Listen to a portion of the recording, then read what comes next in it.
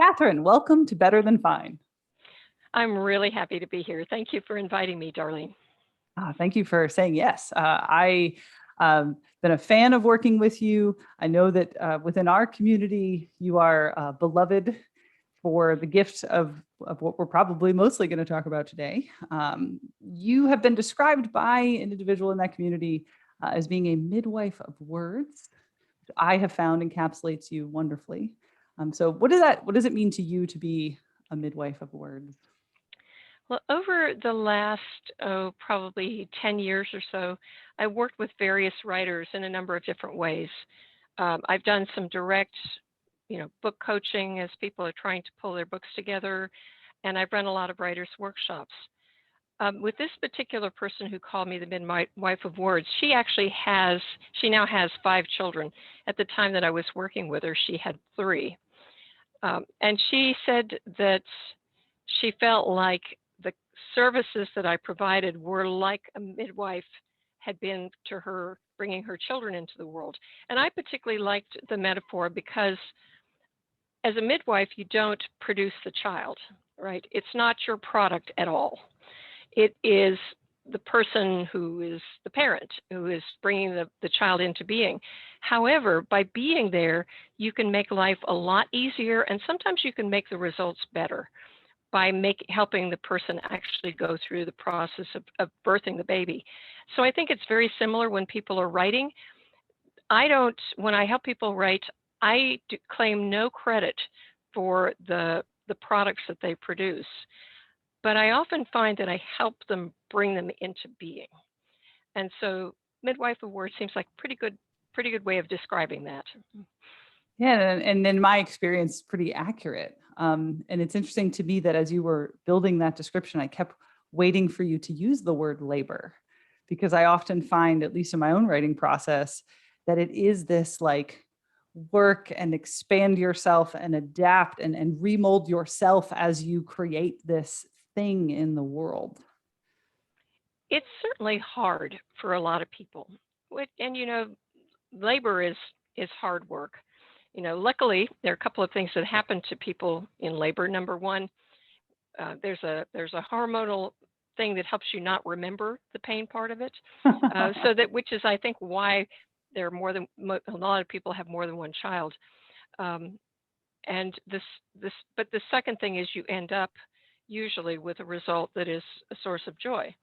And so in many times that's what happens to people when they're writing.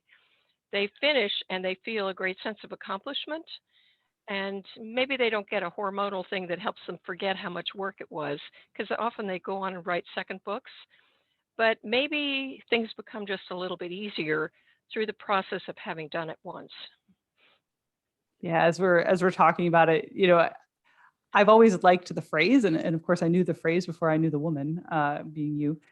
And I hadn't given it as much thought as I am now, considering, that I've been doing a lot of writing lately, and it has been really difficult. But I've also really quickly forgotten how difficult it was as the next project came along. And I'm like, no, I think the satisfaction of finishing has made me forget how hard it was. How hard it was, yes. Yeah. You mentioned along the lines your services, and I think for the benefit of the listener, let's just explain, like, what is it that you do to the world, for the world, of the world? Well, I do several things, but let me focus on one or two of them. Sure. I am the managing editor of an online publication that's been running since 2007. It's not publishing very often now, but there are about 1,500 articles there about applications of positive psychology to life. And the articles were written by probably somewhere between 100 and 200 authors, and they're usually short, 700 to 1,300 words. Something where there's a direct root in research, but there's also a discussion of a story or something that shows this being applied in real life. So that's one long-term thing. And the name of that publication, again, for the benefit of the listener. Oh, yes.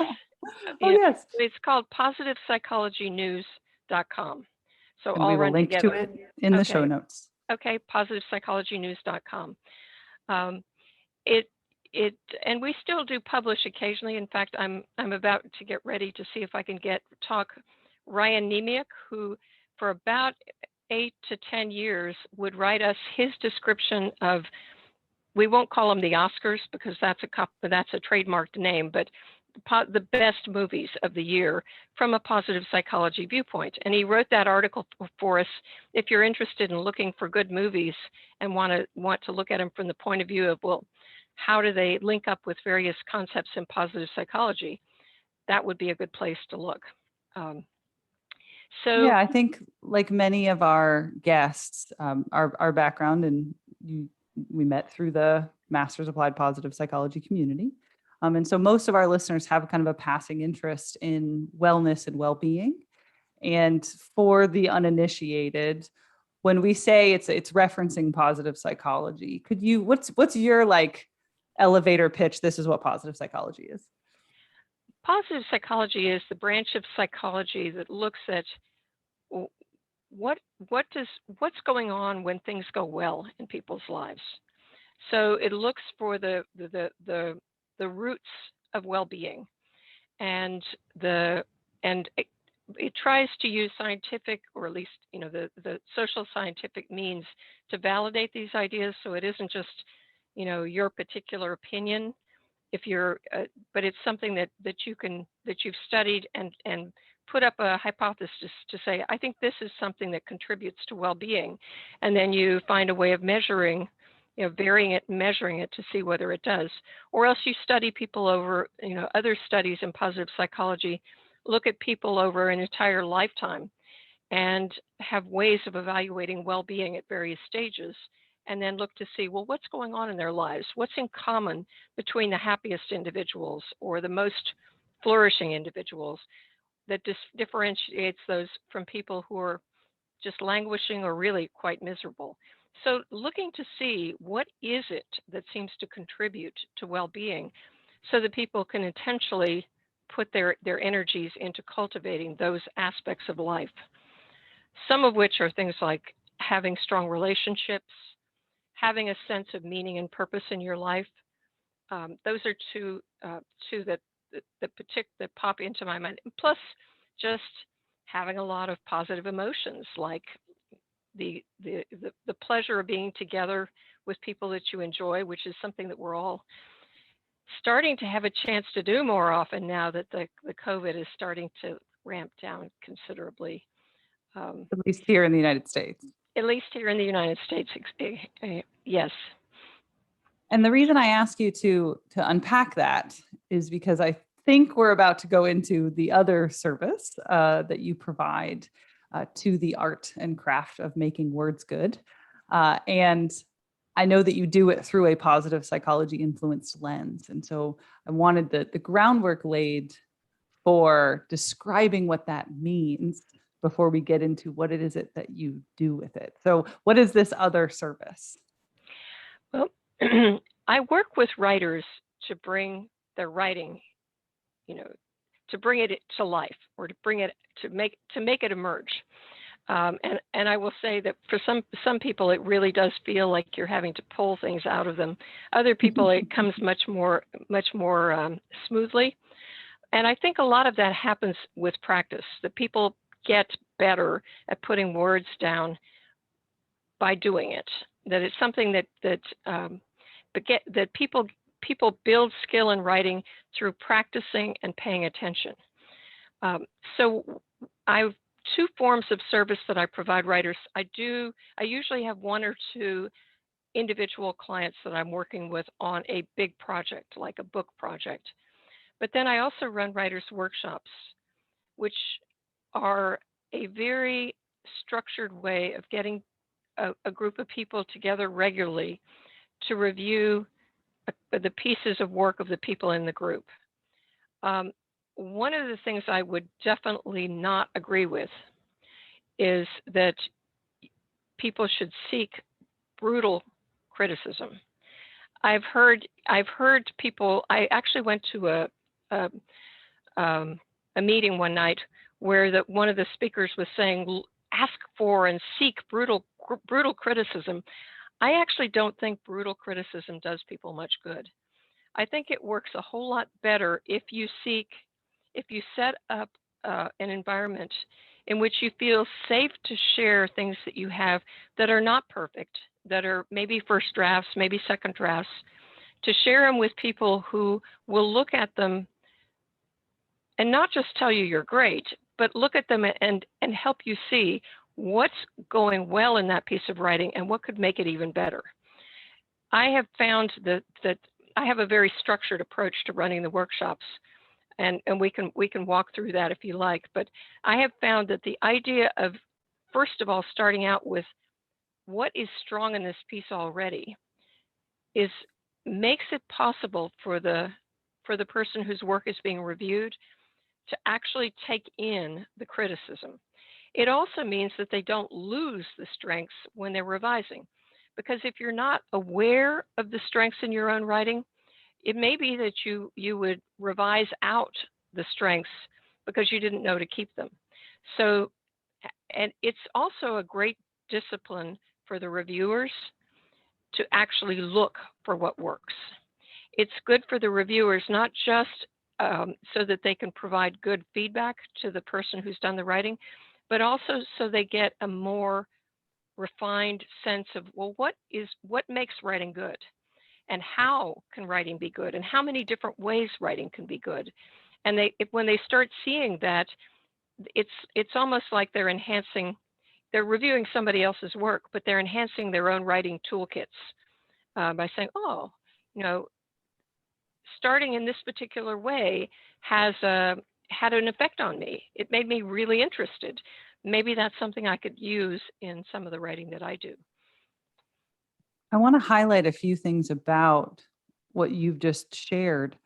The first is, for me, this is my first writing workshop, the workshops that you've led. So I've no other framing other than what other people have told me.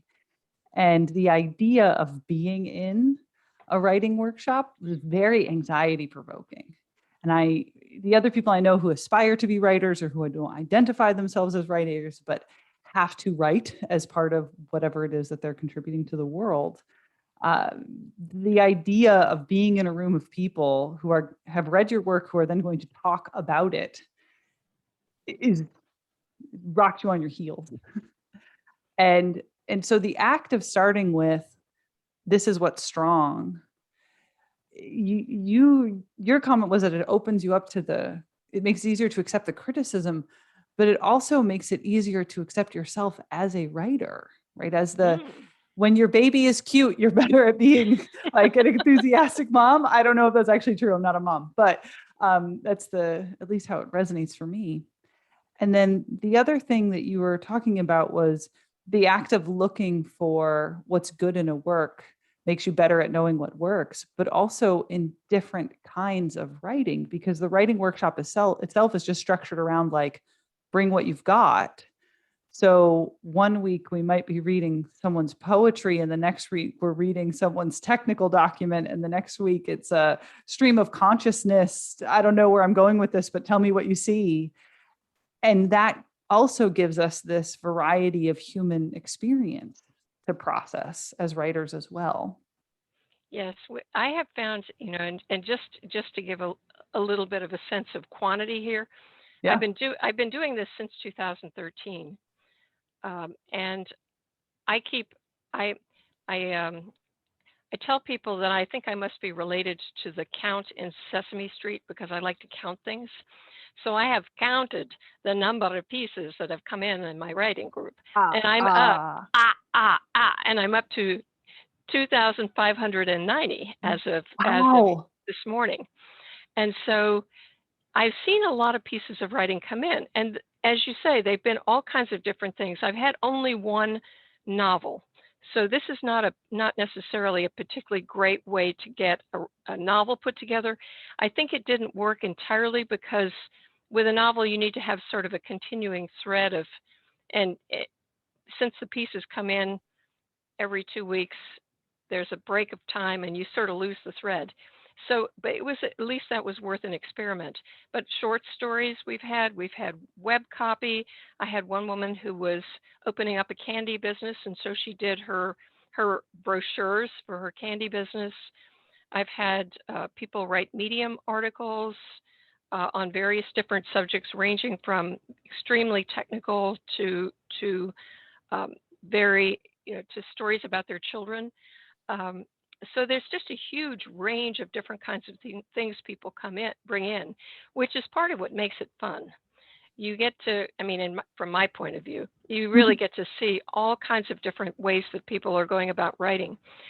One of the things that I found is that people often, I get, particularly people who are just starting in the writer's workshop, I often get a lot of apologies, like, oh, this is not very good, or this is, I could have made this better, or whatever. But part of what I've learned over time is that writing happens in waves, in sort of phases, right? You write a first draft, and then it's a great time, first draft in hand, to get some feedback. Have you caught the ideas that you wanted to catch? Have you got them in an order that seems to make sense to people? Do you have something at the beginning that attracts people so that they want to continue reading? Do you have any kind of call to action or ending that sort of ties things up at the end? So these sort of big picture things that people look at, it's a great time to get those reviewed before you start going in and trying to polish the individual words. As my husband used to tell our kids when they were learning how to write, there's absolutely no point in worrying about whether or not you've got the grammar and the spelling and the punctuation just right in a sentence or a paragraph that you're going to take out of your piece and throw away. So don't waste your time on the polish until you've got the basic shape and structure together. I needed that advice like 10 years ago. Well, it's very interesting because I've been working on a little book myself, and I'm workshopping it. So I take my own medicine here. It's a book about writing and about how to get better at the skill of writing. And it's a set of experiments. It's always been my point of view relative to anything that is where you're trying to make a change. It's been my point of view that people are all different. So what works for me isn't necessarily going to work for you. So when I was growing up, my mother, whenever we got ourselves into some kind of mildly difficult or dangerous situation, like, we're stuck, 20 miles out in the middle of, in Nevada, 20 miles from anybody, and there's like one car going by in the afternoon or whatever. So we're out of gas, and we're sitting there waiting in the hot sun. My mother would just look at us and say, think of it as an adventure. So I have transformed that statement from think of it as an adventure into think of it as an experiment. So anything you try, maybe it's going to work and maybe it's not. If you make your mind up that you're going to do a particular thing, and you find, and you tell somebody else, you tell a friend or you tell a coach, this is what I'm going to do. And then when you get back together again, you haven't gotten around to doing it. Well, there's information there. What kept you from doing it? Was it maybe not something that you really wanted to do after all? Was it not quite the right shape for you? Was it, something that happened to be lower priority than some of the other things? So you get to, when you find that something doesn't work, if you look at it with curiosity and say, well, what can I learn about myself? How can I become even better at finding my own particular way of wending through the tall grass? Then you can turn things that maybe originally you might have thought of, oh, I failed to do what I said I was going to do. You can turn it into, what can I learn about myself here? It's a source of information. So my book is a set of experiments. I've written about 36 of them. And the title of the book this is my working title, which I may or may not end up using, depending on how I actually go about putting this out into the world. But my working title is Sit, Write, Share. That comes from one of my early writing clients who just wasn't getting the work done. And so I finally said to him in exasperation one day, sit, write, share. And he said to me, you should make a book out of that. So I am remembering his words there, and I'm trying to put them into action. The sit experiments have to do with how you get your mind set up so that you can actually do the writing. So they have a lot to do with um, mindfulness and acceptance of who you are and what's going on, and and possibly, just to throw in another positive psychology expression, self-compassion. So We have an episode on that. well, great, then you can make a cross reference to it. I will. But Link in the show notes.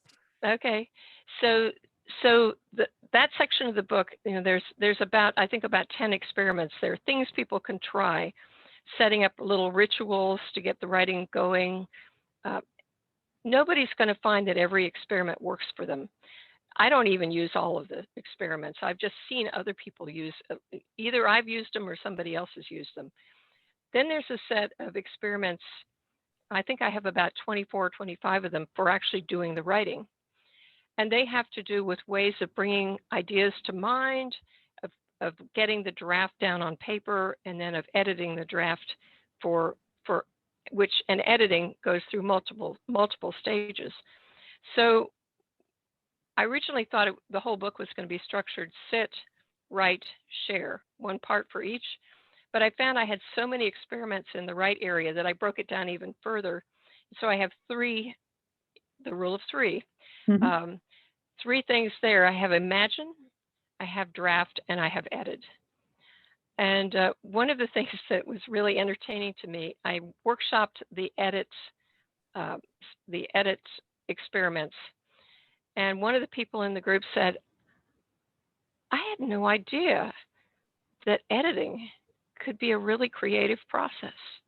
Huh. This is just, I always thought editing was, somebody coming in and looking to see if you'd crossed your T's and dotted your I's. But, there's a lot that goes into editing.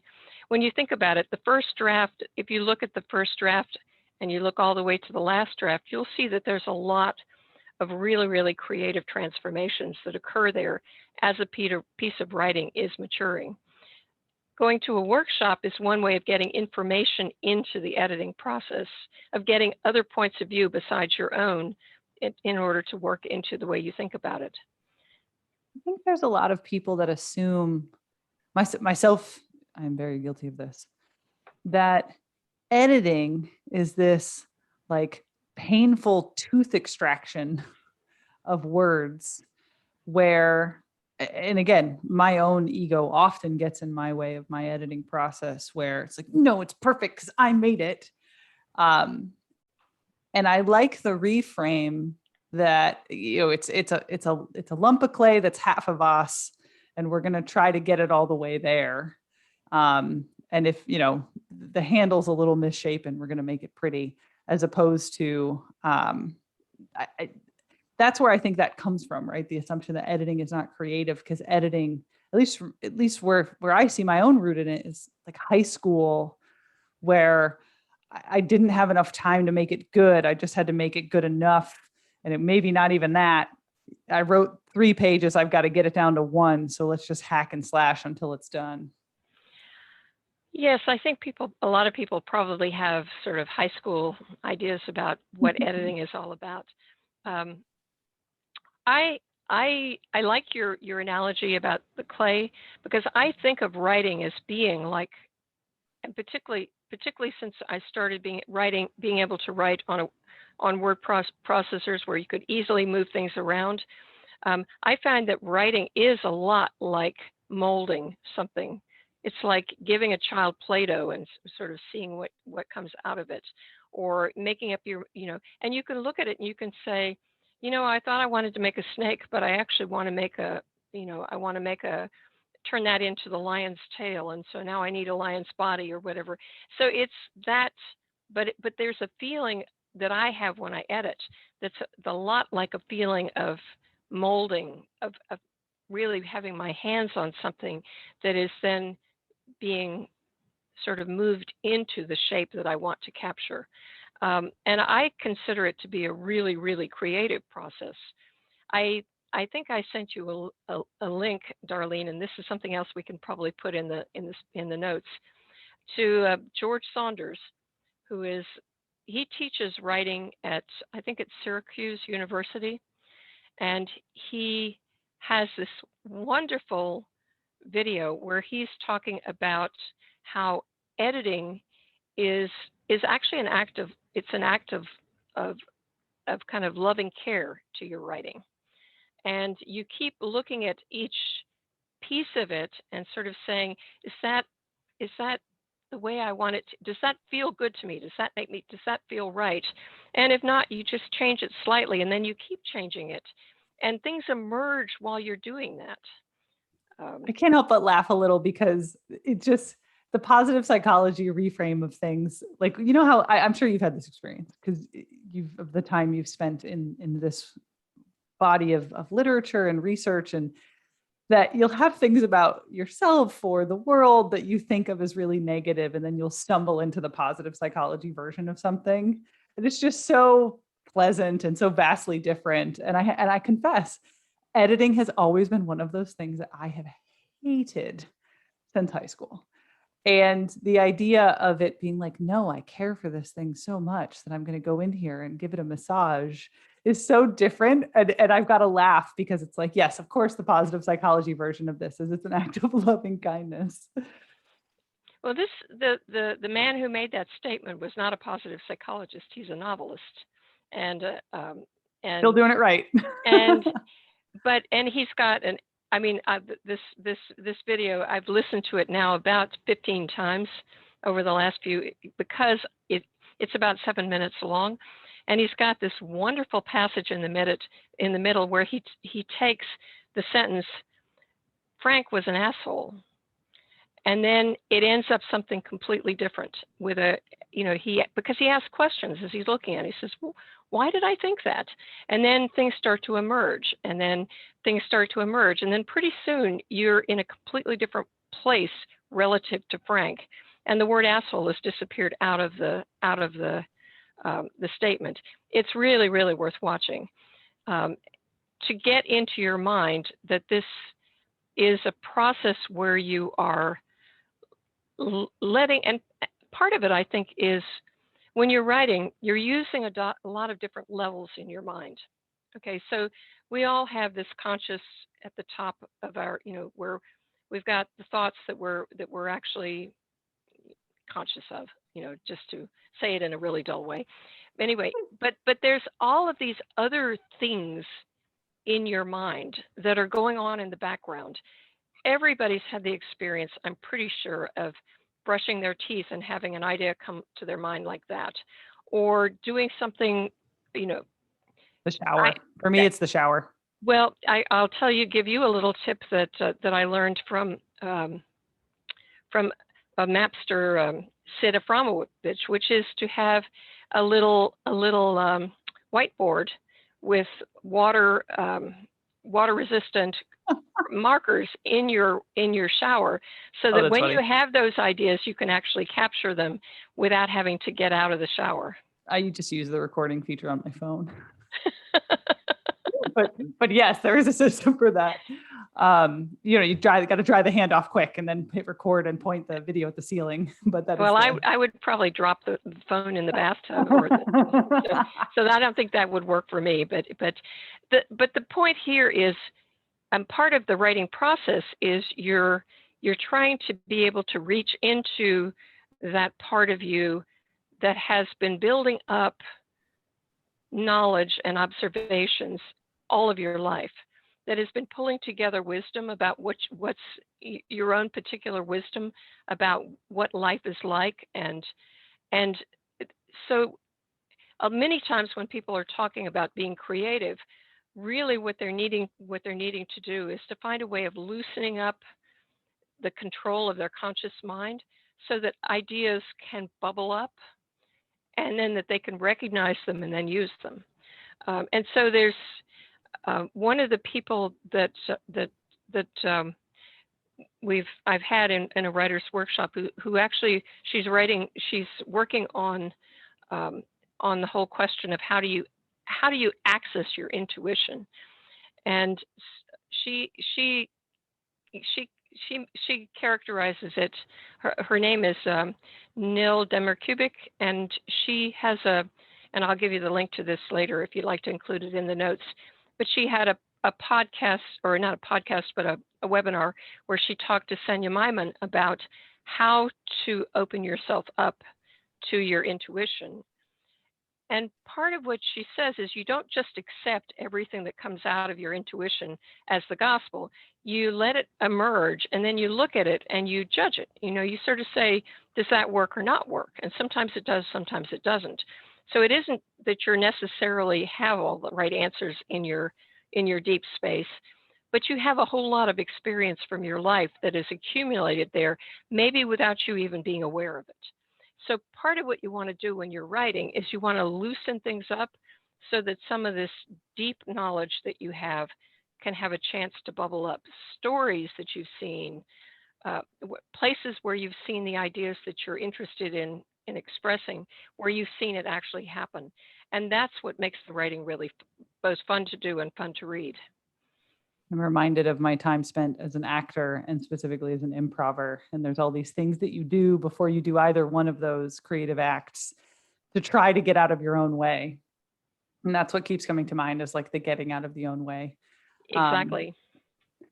So I'm curious to hear, how did your passion for this come about? Because I think you've got a background in tech, and I think there was some tech writing in there, but then a pivot that has ultimately resulted in being the midwife of words, at least to those who take your writing workshop. Where did that passion come from? Well, I was a technology person. I worked for first the Naval Research Laboratory for 4 years, and then for IBM for 26 years. So I have a 30-year tech career. And while I was at IBM, I was always a technical person, but I climbed the technical career ladder up to the level that was right below executive, and so, which is a relative big shot. And I liked and as a leading. woman, like let's also call that spade. Like you did that all as a woman in tech at a time that there weren't really a lot of women in tech. So Well, it's interesting. There's still not a lot of women. Not. Yeah. I mean, one of the things I had this is very much a sideline, so I'll go down into the weeds for just a minute and then I'll come back. Thank you. But the point is that the numbers have not gotten a lot better.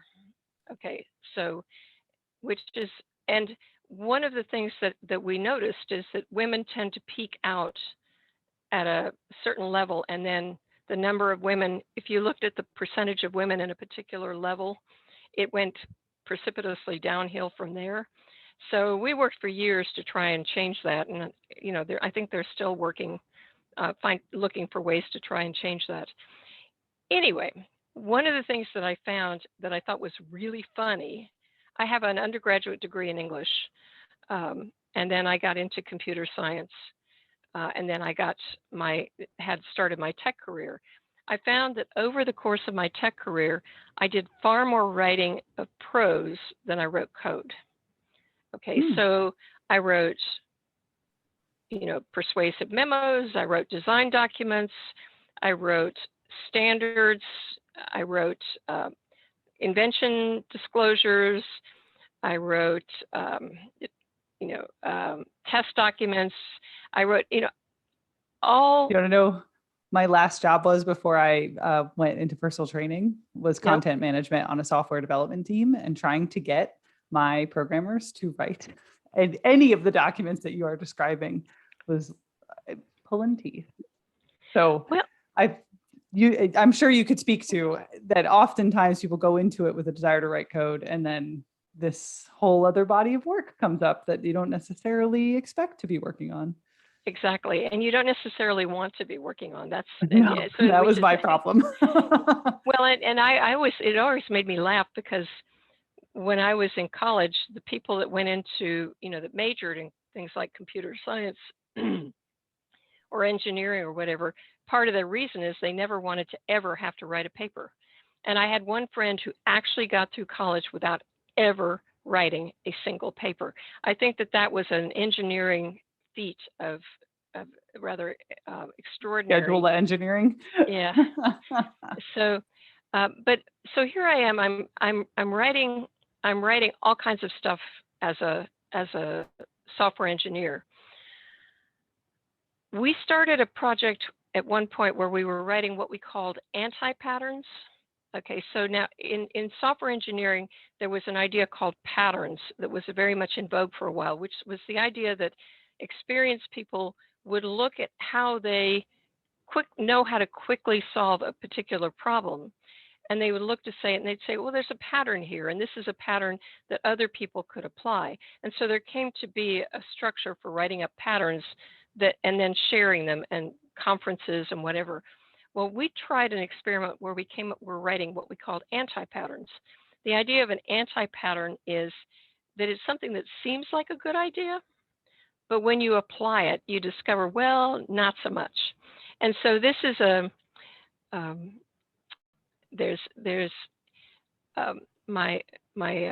one of my professors when I was in computer science wrote a book called The Mythical Man Month. His name was Fred Brooks. And there's a chapter, a picture in there of a shipwreck. And a Dutch statement that goes, a ship on shore is a beacon to those at sea, which means, you know, if you can see somebody else is sunk in that particular place, well, maybe you should be careful there. So that was the whole point of anti-patterns, which is a little bit of a digression, but that brings us to what I experienced next was that we had a writer's workshop event where all the people who'd written anti-patterns submitted them, and then we went through this process, pretty much the same process that I'm using, except it was a big group instead of a big group and a one-time event, rather than the small groups and the ongoing that I've created. There was a man named Richard Gabriel who wrote a book called Writer's Workshops, or the Work of Making Things. And he has a lot of the ideas that I've ended up using in the Writer's Workshops described very, very clearly there. He's a poet and an engineer. So he's found that the Writer's Workshop approach has been helpful in both of those two rather different environments. So I went to MAP in 2006, and I worked only for another year or so for IBM. And then I started out as a coach and giving talks, speeches, and, you know, I taught at the University of Maryland in the project management department. I taught managing project teams for about 8 years. But all this time I'm looking for what really fits for me. And I had this idea. I'd noticed that a lot of the people that that had gone through the Masters of Applied Positive Psychology program were trying to find ways of putting what they learned into practice and of helping other people pick them up. And so I had this thought that maybe this writer's workshop approach that I had encountered in the course of writing anti-patterns for IBM, that maybe this approach would work for this crew of people. So in 2013, I got my first writer's workshop together. I had 8 people in it. And I decided, after running it for about, I guess I ran it through the end of the year. I started in September and went through the end of the year. And I looked at it and I thought, well, there are too many people in the group because everybody had to wait too long to get their own pieces reviewed. And let's see, that was the first major change I did. I think when I started in 2014, I started having weekly groups of 4. Over time, I found that there were some people who really, really preferred biweekly groups of 3. And they liked it because they could get the same amount of writing reviewed, but they could actually do it, you know, like every other week, do something every other week instead of instead of having to meet every week. In the group that you were in a weekly group of 4. And so there are 2 people submit one week and the other 2 people submit the other week, which means every other week you get a piece reviewed and you review 3 other pieces. And when you're in the group, you've got, I guess, total of 4 people, the 3 other members plus me. In the other shape, it's a little bit less time investment, but but fewer people who are giving you feedback. So there's a trade-off, and people choose what they want. And over time, I've found various different ways of sort of smoothing it out and of making it so that it works for people. You'll hit with any kind of human endeavor, you'll hit roadblocks or something is not working, and then you look at it and experiment-wise, you say, what can I learn from this? How could I do this somewhat better? So I've kind of rattled on along there. So I'm gonna pause a little and let you ask a question. We like rabbit holes. We like rabbit holes. We like expansions. We like dips and weaves. But the thing that it comes to mind for me as you're talking about this, like through your journey, very often, and what I want to reflect back to you, what I hear is that it wasn't necessarily about like what's Kathryn's great contribution to the world. It's how can I help these other people do the thing that they're trying to do. And that's part of what made me want to have you on the show, was just like to hear the voice of the person behind a lot of the voices that we're seeing putting work out in positive psychology, at least from the MAP community, because you have this unique way of creating a space that is built in positive reflection with some how can you make it better, right? Not the question around improvement isn't what's wrong with it, it's how can you make it better. Right. And I think that creates a really unique vehicle for growth as a writer and also growth of the work, which none of that is a question, it's just a reflection back to you about what I see in your work. And thanks for doing it. But I guess the question, if we're going to draw a question out of this, is do you think that writing in itself, the act of writing, contributes to well-being? It can, and there is considerable research out there that when people do certain kinds of writing, that it can contribute to well-being. I think there's James Pennebaker has done a great deal of research on having people write about traumas that they've experienced, but writing about it in a certain way. Laura King has also done some work on the benefits of writing. I don't go at it so much from that point of view, and I haven't studied it so much from that point of view. I've been going at it more from the point of view of how can people find a way to make it easier to do what they want to do. Okay, because the people that I'm not out there trying to talk people into becoming writers. Instead, I'm working with people who want to be writers, and they're running into various roadblocks, whether they're, I think one writer expressed it as having this itty bitty committee that every time he writes anything, the committee goes, no. And I look at it as, you need to put a cover over your delete key when you're writing your first draft and say, it doesn't matter what I get down, I'll take care of that in the editing. I'm just going to let myself get the words on the page. But there are some people who literally erase as much as they write. And it's very, very frustrating for them. So I haven't gone into this, and I don't have, I could tell you more about the research behind, what makes writing a beneficial thing for people to do, including one of the forms that Laura King used, which is having people write about lost selves. That is, somebody that they thought they could be, and then something happens and they find, well, I'm not going to be that person. And to be able to write their way through the experience of which kind of helps them let go of the person that they're not going to be. So anyway, it's an area where I could probably I could Well, I probably go think do I the was research and pull an article, no, pull I things think I together. was less diving into the research and more diving into your opinion as someone who, you've had 2,900 articles come through your writing workshops.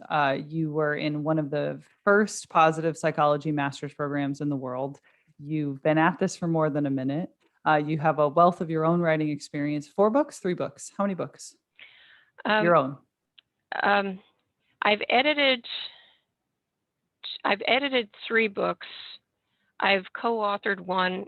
I'm working on, and I've actually co-authored 2, and I'm working on another one that Number will be 3. my own. Well, let me rephrase my question then. Is writing essential to your well-being? I love to write. I don't know whether it's essential to my well-being, but when I get a chance to really sit and focus on it, I enjoy doing it. And one of the things but I didn't start out that way. Believe me, those people who took engineering classes so they didn't have to write in college, I instead took English classes, but I spent a lot of time sitting in the library, forcing myself to keep my behind in a chair until something came out, and really, really having trouble with it. So part of what I've concluded just from my own experience and watching other people is that the joy, the pleasure in writing comes with experience. It comes after you've done enough of it that you don't, you aren't landing on yourself as, with this critical ton of bricks. Your committee is Your not so big. committee is, you send the committee off to the grocery store to get milk for dinner. I mean, you know how to shift, because part of what happens with the committee is people are trying to write and edit or draft. Let me call it draft, since write is the big term that has imagine, draft, and edit in it. They're trying to draft and edit at the same time, which is a little bit like being in your car and having your foot on the brake, one foot on the brake and the other foot on the accelerator. You're not going to you're going to use up a whole lot of energy, but you're not going to get very far. And so what I've learned to do is to be able to say, when I'm drafting something, to say, I'm just going to get down my ideas about this, and then I'm going to come back and I'm going to shape them later. And it is so freeing to be able to do that, because it means that it doesn't matter if you're misspelling the words, or if your sentences are completely clunky, or it doesn't matter at that stage, because you have a chance to come back to it and then keep shaping it until it is what you really want it to be. And so with this mindset that it's like working in clay, Mm-hmm. think of the pleasure. If you have if you can remember back to your own days of working with modeling clay or Play-Doh or whatever, or you have children that you've been around that you've seen how much pleasure there is in that modeling format, in that modeling activity, then think of that as something that you want to actually experience yourself. And I've gotten so I can do that. I think I've, as we've been talking today, I've been thinking more and more about other art form metaphors. And, when you were saying it's the car metaphor of gas and brake at the same time, what I was thinking of, it's like trying to learn chords and record an album, like chords for the guitar, and record your album at the same time, right? Like, how are you going to learn the fingering of a new chord and also somehow manage to record it? Like, that's to me what writing and editing would be. But there's all these other creative expression art forms that when we're children, we'll wander around and just sing nonsense songs because they're fun to make noises, or we'll make Lego houses that are kind of nothing, but they're fun because they're Legos. And along the way, that self-conscious part of us starts to observe our creative endeavors and chip away at the joy bit. And I love that the contribution of writing to your well-being is that you've been able to get that out of you in a way that allows you to get back to the joyful expression of creation. And it's fun. It really can be fun. So if you think about it, when I was in college, I was in one particular dormitory where there was a piano. It was a co-ed dormitory, and there was a piano in the break room. And there were probably 5 or 6 people who were in that dormitory with me who would actually just go sit down at the piano and play. There'd be no music in front of them, or they wouldn't necessarily be music in front of them. They just sort of play around. And sometimes, sometimes it was really, really cool music, and sometimes it wasn't, but they were just having fun playing at the piano. I have a really, really close friend who's, one of the things that she's figuring out is how to give herself permission to be creative. And one of the things, she's always played the piano, and one of the things her husband has said to her is, you need to spend 20 minutes a day just sitting at the piano doing whatever comes, but that, giving yourself permission to be creative, I think it's something that people get away from.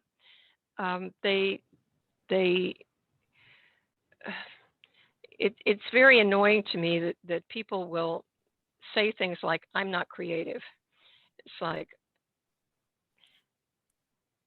Well, don't you think it's because we put such a high bar on the idea of what being creative means? Like I remember, so my people who've met me in person will be perhaps amazed to find my background was in musical theater. And that's, so I went to undergrad at first for musical theater, then I transitioned to straight plays, but I'm 6 feet tall, 200 pounds, and used to be an E over C soprano. Just a ridiculous amalgamation of things. But I remember my senior year of high school when I decided I was going to study musical theater in college, and now I have to be serious now because I'm committing. And suddenly it wasn't about the pleasure of performance anymore. It was about, like, I have to be a serious thespian at 18, 17, probably when I made the decision, right? Like, because of the import of the level. Now I'm only successful if I'm on Broadway, and all of these other things, like the bricks stacking up. But if that's our threshold for a successful creative, is the person who makes it to Broadway, gets nominated for an Oscar, then of course people are going to think they're not creative. If you don't get a book deal and you're not a New York Times bestseller, then but how many of us can create the everyday art? I think of Elizabeth Sheeler is another MAP grad, and she does these incredible flower arrangers. She's got a farm where the farm is literally her creative expression to the world. Her home is just like a gift in its existence.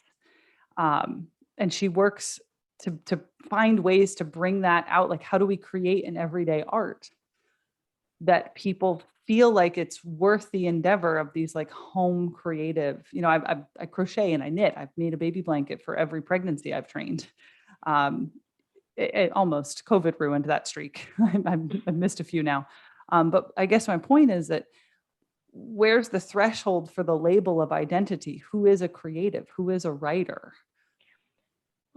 Part of what popped into my mind as you were talking is that's a little bit like saying that the only people who should play basketball are Michael Jordan, LeBron James, and people of that caliber. Larry Bird.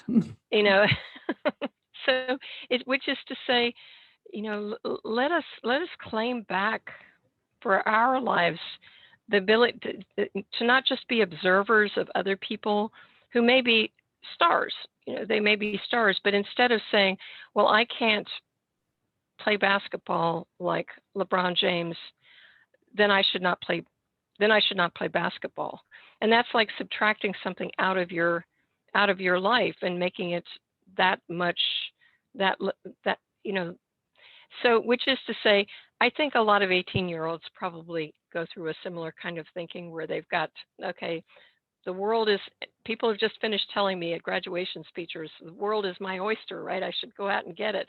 So I'm going to go for Broadway. Not very many people make it to Broadway. So does that mean they should all hang up their hats and never do any theater or of any kind?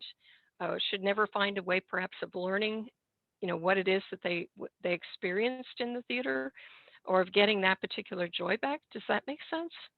So Well, and there's anyway, so many other ways to express those skills that aren't Broadway. And I also know a number of people who've made it to Broadway and can't pay their bills. And then they've made it once and they have to go on and do other things. And I think there are many ways that this idea of like the idealization of exceptionalism has made it so there's not breathing room for each of us in our own lives to find ways to enjoy activities for the pleasure of doing them. And one of the things that I hear in you is that you have found a way to enjoy not only the act of writing, but nurturing that writing in others at all levels, right? Like people have taken your writing workshops with book deals, and people have taken it knowing that they're the only people who will see their writing are the other people in the workshop. that's probably a reasonable range. Yes. So some of the writing is going to turn into into pieces of work that people buy, and some of it's not, and some of it's going to show up on websites, and some of it's going to be. And then I had one person write a series of stories about his two daughters, which probably the main person that will read them will be his two daughters when they're maybe 25 years older.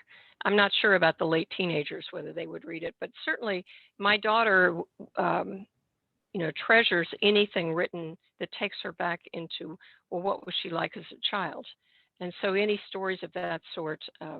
So one of the things that I do, I haven't done a recent episode of it, but I've been keeping a picture / storybook of my grandson as he